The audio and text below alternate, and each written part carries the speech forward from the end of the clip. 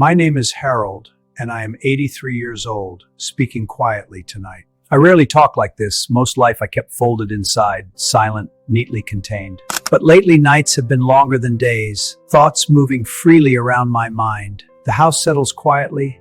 I hear my own thoughts shifting while everyone else sleeps. There was an apology, arriving years ago, in a thin, easily bending envelope. I remember standing by the kitchen sink when I carefully opened that fragile envelope. The window fogged from boiling water, soft music playing on radio I barely remembered. Small handwriting belonged to her, careful, a curl lingering on the last letter. It was from my sister, Elaine, whom I had not spoken to 20 years. We exchanged only strained words at funerals and weddings, like coins no one wanted. The silence between us had grown into furniture, something everyone in the family carefully avoided.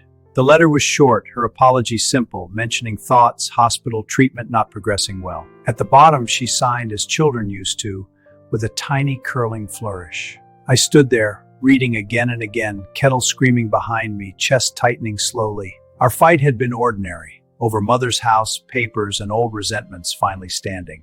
I said words aloud I had never spoken before, sharp and strangely satisfying. Elaine cried, her face red, hands shaking, trying to answer, barely getting words out. I kept talking, thinking stopping meant losing, never realizing the distance I created. The screen door slammed hard, rattling windows, a sound lingering in every quiet corner. After that, I ignored phone calls, avoided invitations, silence growing easier year by year. Holding her letter, I made coffee, staring at it, imagining what might have happened. Another voice whispered there would always be time, convincing me it could wait still. I finished my coffee, washed the cup, folded the letter, placed it in the drawer carefully. The next morning, life continued as usual. Work, routines, pretending the letter did not exist. A week later, my niece called. Elaine had passed away quietly during the night. They found my number in her purse, written on a scrap of paper. I thanked my niece softly, told her I was sorry, words thin, fragile, hollow.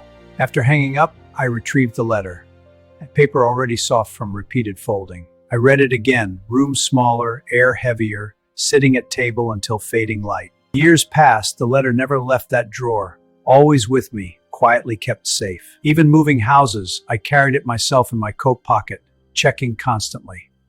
Sometimes I take it out, sit quietly, edges yellowed, handwriting still careful and timid. I imagine driving to hospital, walking in, speaking, seeing her face, words never spoken. The scenes blur, dissolve before reaching end. Only memory remains by sink kettle screaming. And the space opened afterward, wide, silent, leaving me with what could never return. As I've grown older, that space between us has never closed, widening instead slowly. Some mornings I wake before sun, listening to house breathe, floorboards settling softly underneath. In that half-light, memories drift back to years Elaine and I shared together, before silence.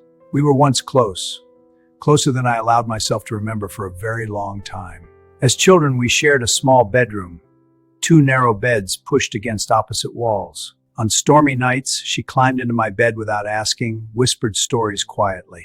I was older brother, telling myself it was my job to be steady. After our parents died, I carried that role forward, steady one, handling everything alone. Somewhere in that idea, I lost the softer parts of us, the forgiving parts. When I recall our argument in living room, I see her eyes, hurt and surprise.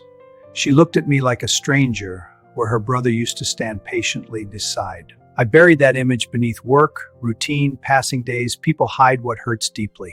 Time clears distractions. After retiring, stretch slowly, quieter, and memory begins to sit closer. Elaine's letter starts to feel heavier in drawer, paper almost gaining weight over years.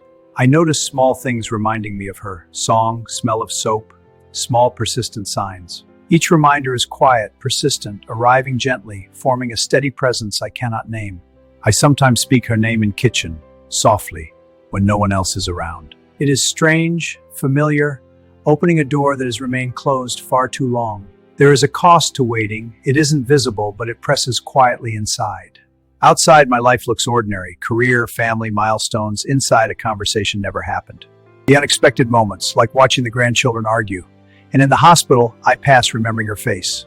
I no longer punish myself as I did in years immediately following her death. Memories replay softly now, hurt tempered with tenderness, edges softened by time, not erased. Elaine reached out. That small act of courage remains brightest, even decades later now. Letter sits in my hands as proof she thought of me as world closed. I hold it, feel warmth of her intention, quiet steadiness beside me every day. It does not fix what was broken. It cannot rewrite lost years or distance. But it rests with me, companionable, quiet, a steady presence in otherwise ordinary life. I keep letter on kitchen table more often now, rarely hidden away in drawer. Sometimes I sit with it late afternoon, sunlight soft, house humming softly with nothing. I trace curl of her signature, memories arriving as they will, unforced, slow, gentle. There is stillness in these moments, not peace exactly, more like quiet acceptance lingering. The past stands where it stands. I sit with it, sharing rooms silently with her. If you are listening, stay with me for a second in this quiet moment. Think of names and voices living softly inside you, no need to speak them. Just let them exist quietly, the way I let Elaine be here with me now.